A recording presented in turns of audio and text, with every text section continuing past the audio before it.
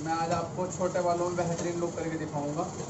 ये हमारे भाई वसीम हैं, इंडिया के बेस्ट रेसलर, पहलवानी कर चुके हैं हमारे भाई और अब भी कर रहे हैं। और काफ़ी इनका फेस सलमान खान से भी मिलता है। देखें आप, छोटे बालों में मैं बिल्कुल सेम सलमान वाला लुक दिखाऊंगा आपको, सेम बियर्ड।